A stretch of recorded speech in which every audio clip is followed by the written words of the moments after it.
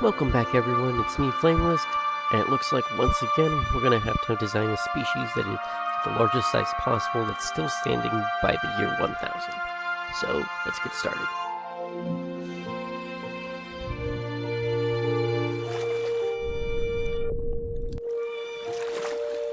Okay, so water is deep enough for some kelp, but I want to see if we can potentially add some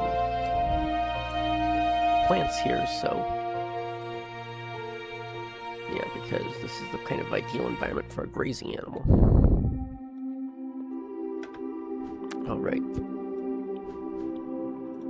So, yes, please. Okay, so we do have somewhere we can grow these plants.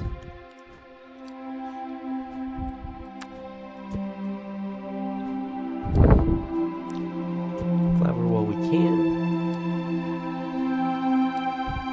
Extra seeds. Dang it, I'm pretty sure there's a dead zone out here that gets in the way of my doing some stuff.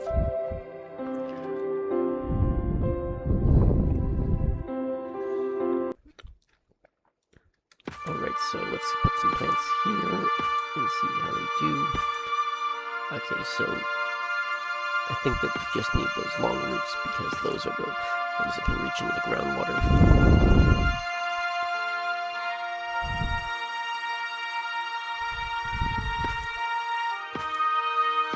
Sadly, there's nothing that can change the soil thickness, so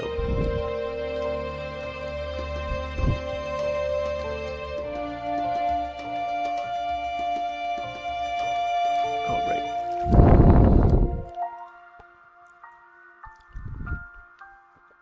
So now that we've got these set up,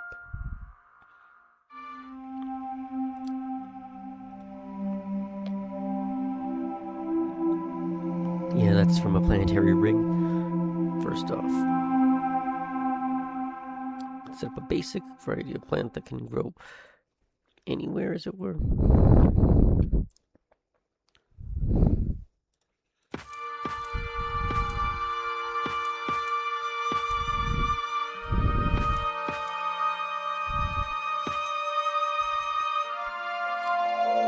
let's let these start growing like crazy, because if we want a big animal, we're going to need to make sure it can travel broad areas.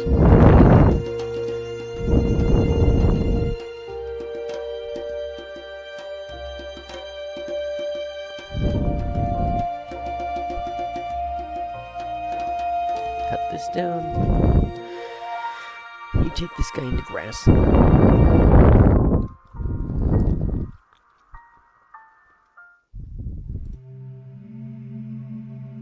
Because grass can go just about anywhere.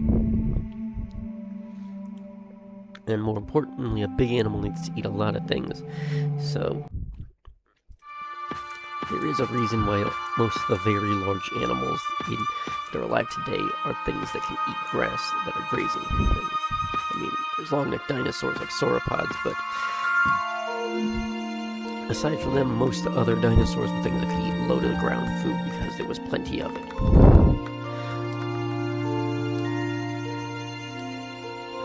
Though, that being said, perhaps we should introduce a variety of them.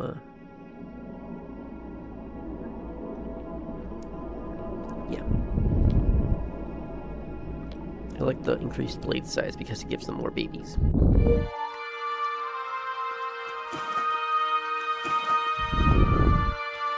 And for the sake of not crashing the runtime, we're just gonna let them only be a couple and let them expand out naturally over time and proliferate into, you know, kelp forest.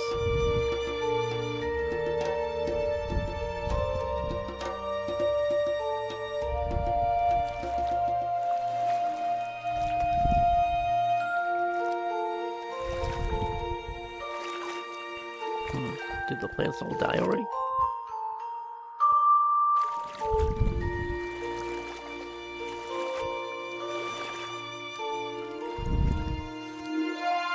Well then, we just have to mutate this into a smaller form that can survive inland. We can use that to make a kind of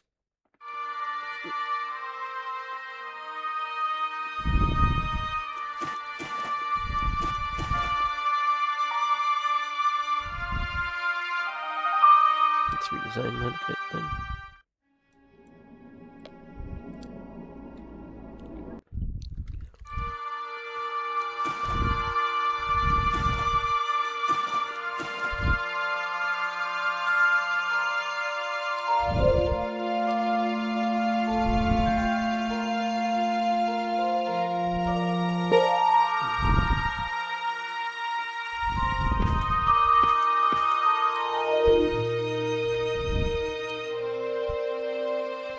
Let's get those plants growing a bit, just because.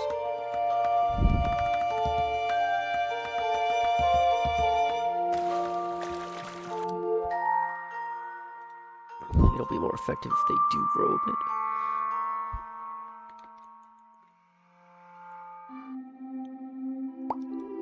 Now let's test out a new type of leaf. Okay.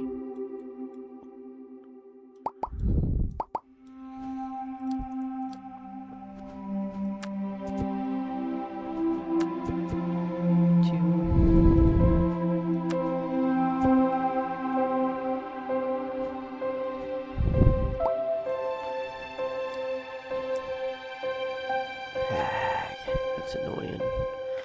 Stop going away. And now finally we'll add an animal pollination option.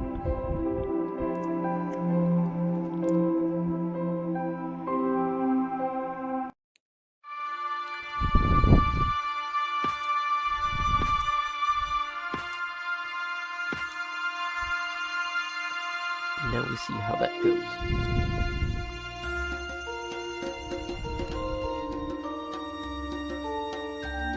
Hopefully these plants breed a bit faster, just because I'm worried if they all die out, then we're going to be in trouble.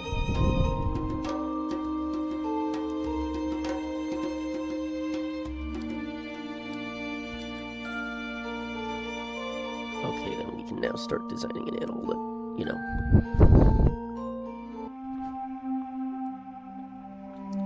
is capable of living. So, yeah, once again, we'll design this. We got nothing for them to worry about being eaten by right now, so we can just let them be small creatures. Let's make them red to start with.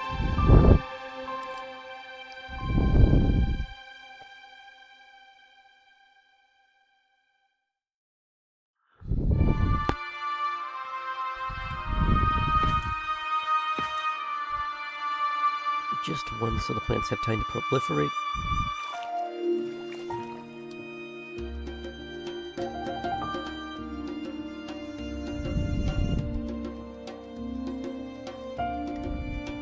Oops. Okay, yay, they've not died out yet, so.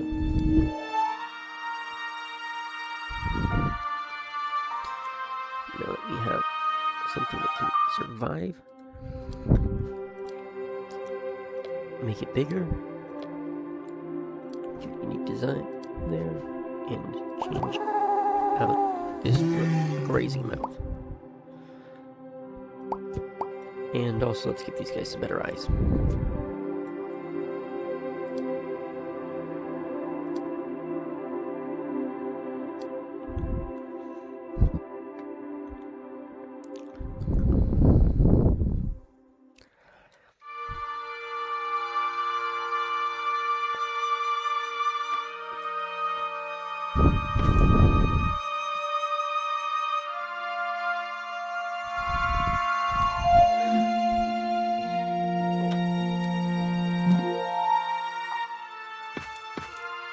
Let's put them here where they'll have more place to proliferate without being overwhelmed, as it were.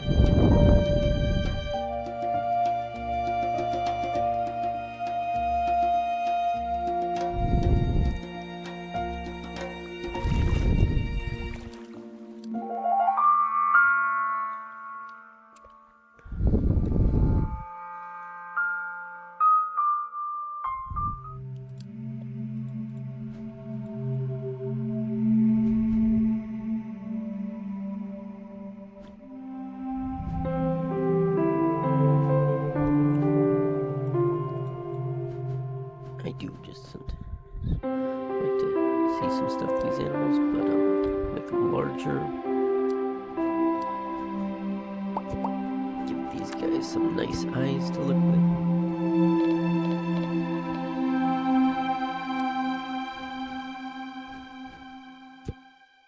Nope. Let's give them 6 legs just because it makes them better at walking. And a tail for sturdiness.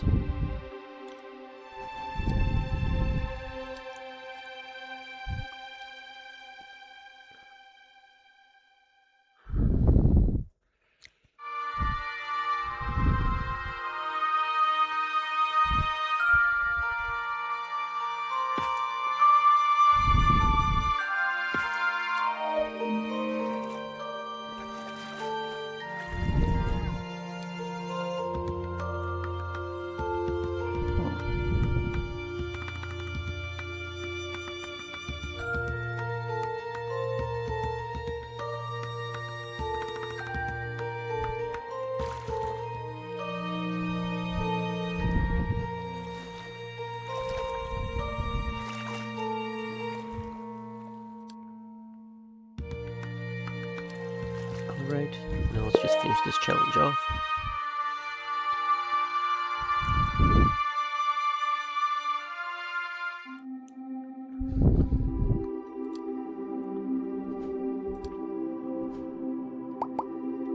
Yeah, so as you can see, some challenges are not really that challenging.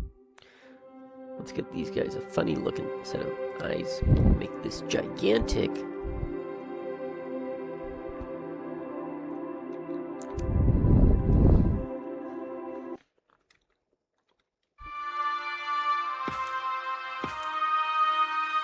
Unleash the right pull-ups. And now we have an environment where, well, as you can see, these guys can live in peace because they have no competition whatsoever.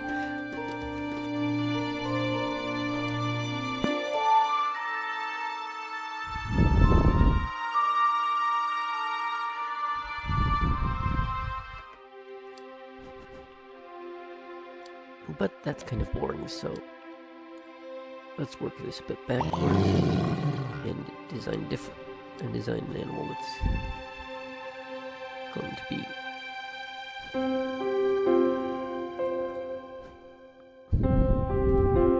well, we're capable of doing some things, so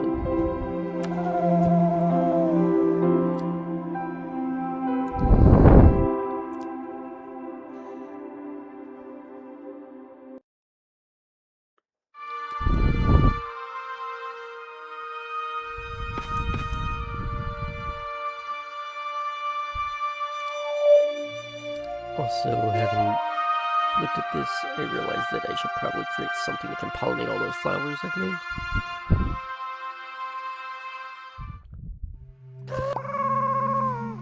So,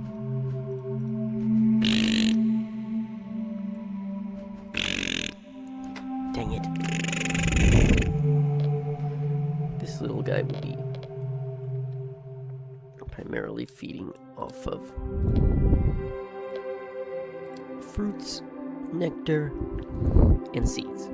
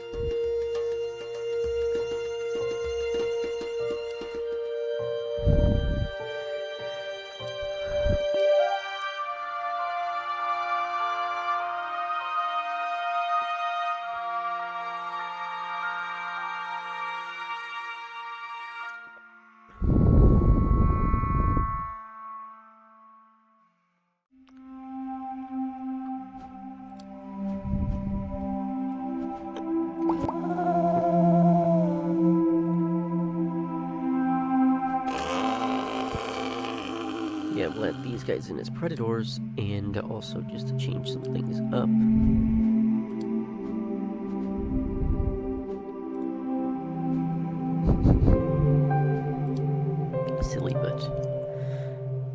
Limbs.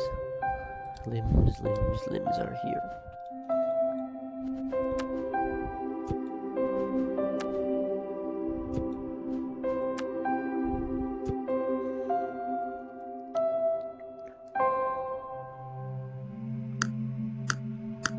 Oh, that's so cute. I'm going with it. So we now have a kind of omnivorous creature that can act as a predator in the region.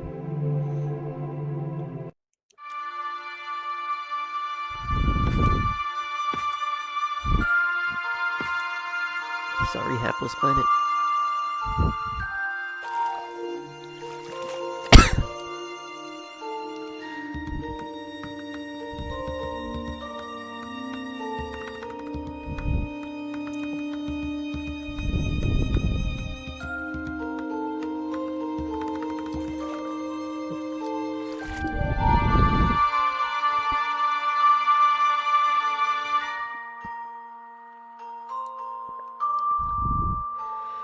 Might as well design something to take over the oceans, because there's probably plenty of food there now, so...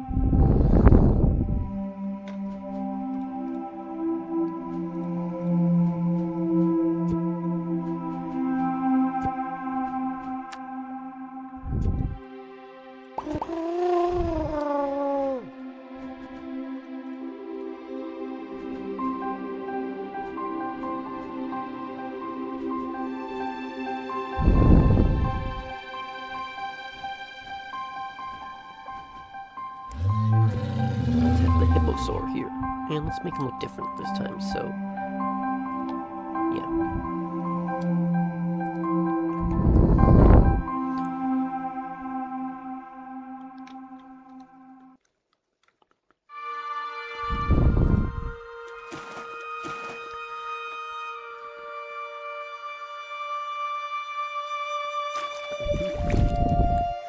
Now, I think I've pretty much filled out every niche I really want to examine in this game, so...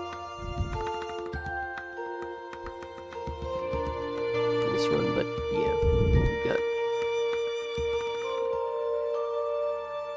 got plant eaters here.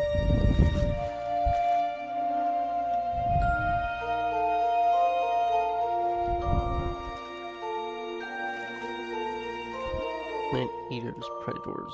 All kinds of things running around here. Well, more like plant eaters, omnivores, and whatnot.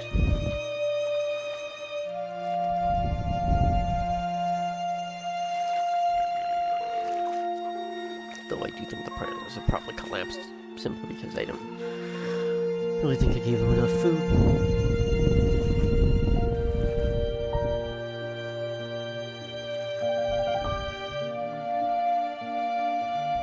Or not.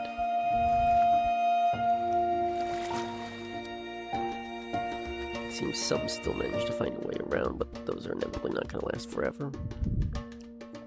But as is, I think we've done well enough in this game, so... an island of sorts here. Predators right around here.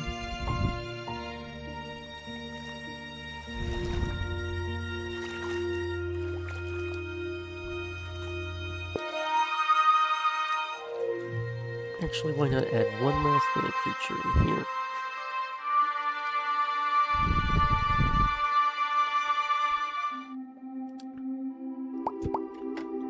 Haven't really done the stock eyes like I usually do, so...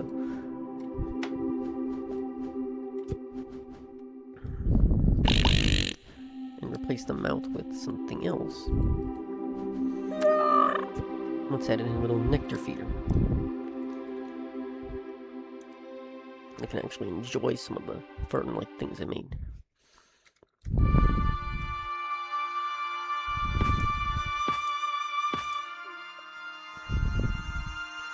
We'll move that. Yes, I now have one little creature here, the last little thing.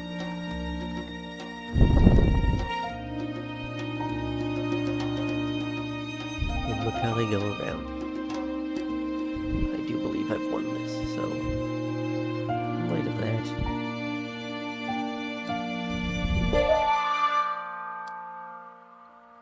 Let's just bring something here that's a danger. Not that it's going to be able to do much. But yeah, our journey is done. This Archipelago of Giants has reached its end. Thank you again for watching this, and we'll be back tomorrow with the next challenge. This is Flamelisk, signing